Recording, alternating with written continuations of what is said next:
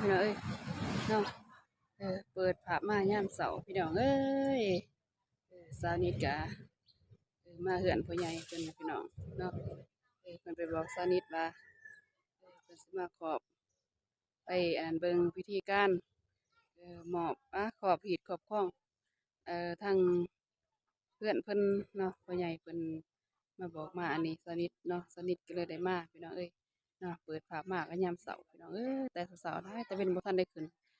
ท้องฟ้าพี่น้องเนาะบรรยากาศยังแจ่มใสดีพี่น้องได้เฮือนพ่อใหญ่เพิ่นเนาะสาวนิทก็สิย่างไปเบิ่งในการขอเหตุขอบครองของเพิ่นพี่น้องเนาะเหตุของประเพณีทางลาวใต้เนาะว่าเป็นจังไดพี่น้องทางศาสนาพุทธเฮาก็ถือศาสนาพีก็ถือพี่น้องเนาะเออในการขอเหตุขอบครองเพิ่นว่าสิเป็นจังไดนะพี่น้องเนาะว่ามีหยังแหน่จะใส่พี่ให้น้องไปเบิ่งไปอันนี้บรรยากาศนำกันเนาะพี่น้องเนาะเนี่ยเหรอต้มทับก่อนอื่นก็กับทักทายสบายดีเด้อพี่น้อง FC ทุกคนเนาะบ่ว่าอยู่ภายในประเทศหรือต่างประเทศพี่น้องเนาะก็ยินดีต้อนรับ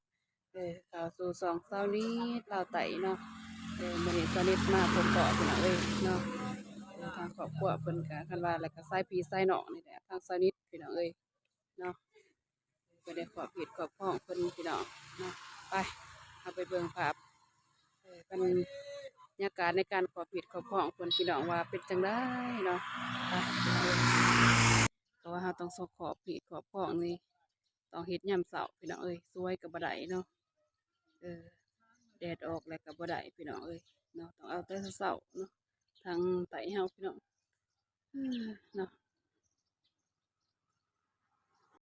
เอาน้องลูกหลานปู่ย่าตายายปู่ทวดย่าทวดบ่ฮู้สิเรียนงามผู้เจ้าก็ได้เขาเทศมานี่เขาก็ บ่ได้อุ้มบ่จะคือบ่ได้แล้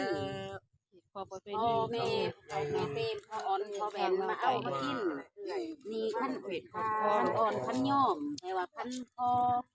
ขั้นไก่เราไม่ไก่ไม่ว่าอยู่ในว่าอ่อนย่อมขั้นโดดทั้งตื่นมืดจะขอดคนเขาเอาละมะเนี่ยมาแล้วเห็นตรวจสุขภาพบัดนี้บอกว่าเจ้าแล้วก่อนมาบ่ได้บอกบ่ได้เว้าหย่อนบ่ทบบ่ทันหย่อนทักเบิ่งนั่นแหละจักเขาสิตื่นกันจักเขาสิปะเลิกจังหยังบ่ทันบอกอันนี้เลือดมันก็ได้หัน มือเดียวมือนั้นก็มือถือโอ้ยเนาะสมัยเจริญหูเรื่องตายเนาะเจริญลายเจริญคนเดียว ใส่มือเดียวบ่ เอิ้นมากินมาอยากมาหักเอาไก่ ตัวไก่แต่ว่า เอาไก่ว่าไก่ตัวนึงเราแก้วนึงเขาติดนึงมาเอา แถวไก่โคราช มาจากผู้เดี่ยวก็มีมา เพิ่นบ้าน 12ของ มันยาวมีมันเจ็บมาแล้ว 14ศาสนาพุทธกระทือพี่กระทือคือหมด2อย่าง ถ้าคุ้มครองในหลวงมีการลาดในหอเฮา เจ็บหรอก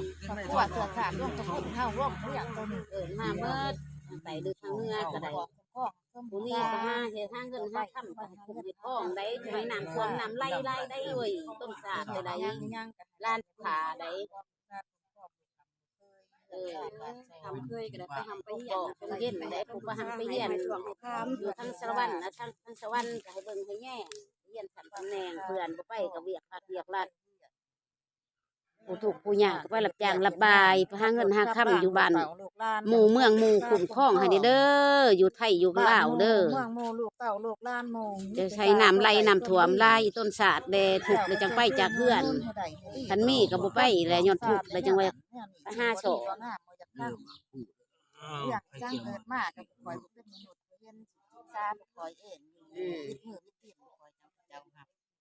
เห็นกันวิมือวิตีนเจ้าอย่าสิขาก่อนคอยย่าง ไม่ทำคำหมาบอกอย่า สา เนาะ มทานเนาะ เราให้ไก่โต อ้าวน้ำใน ได้ มูแจ้เฮ้ยกิน เกี่ยวมากเกี่ยวสูบยาสูบ หลายคนมาโอ้ยคุยนางไก่เลยเนี่ยสเต็ป ยับมา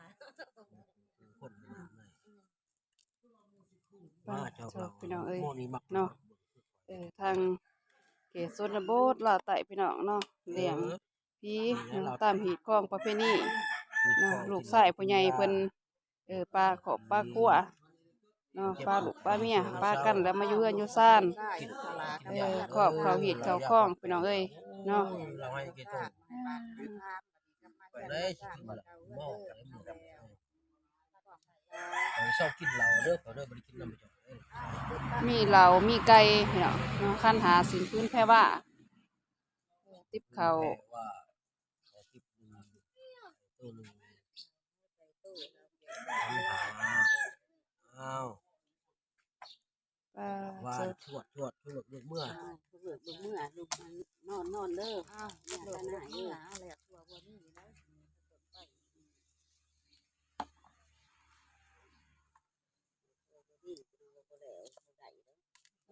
ถือว่าพิธีนี้ก็สำเร็จพี่น้องเอ้ย สำเร็จ เนาะ โอ้ยจังใหญ่ เออตอนนี้ก็เจอพี่น้องเอ้ยเนาะการเลี้ยงผีขอบกล้องพี่น้องเอ้ยเนาะก็สิได้ซัมมี่นะพี่น้องเนาะก็สิมีเราไก่พี่น้องแล้วก็คั่นหาเนาะสินพื้นแพร่ว่าพี่น้องเอ้ยเนาะเพราะว่าทางเขตลาวใต้พี่น้องเขตชนบทลาวเฮาพี่น้องเอ้ยเนาะเป็นขอบตามหีบตามข้องพี่น้องเนาะเพราะว่าลูกชายเพิ่นก็มาอยู่เฮือนอยู่ซ่านพี่น้องเนาะแต่ก่อนหันไปสร้างครอบสร้างครัวเอาลูกเอาเมียอยู่บ้านอื่นพี่น้องเนาะตอนนี้นี่เพิ่นมาอยู่เฮือนอยู่ซ่านแล้วเพิ่นก็เลยขอบหีบขอบข้องเขาหีบเขาข้องนี่แหละเนาะพี่น้องเนาะพี่น้องเอ้ยเนาะก่อนอื่นก็ขอบมกขอบใจเด้อผู้ใหญ่ใจดีและFCสู่ผู้สู่คนบ่ว่าอยู่ภายในประเทศหรือต่างประเทศเนาะก็ขอให้มีสุขภาพแข็งแรงปราศจากโรคภัยไข้เจ็บเด้อพี่น้องเด้อเนาะทำการงานอันใดก็ให้เฮงปังๆพี่น้องเนาะสำหรับคลิปนี้เช้านี่ก็สิได้จบเพียงเท่านี้นะพี่น้องเนาะกล่าวคำว่าขอบใจหลายๆเด้อพี่น้องเอ้ย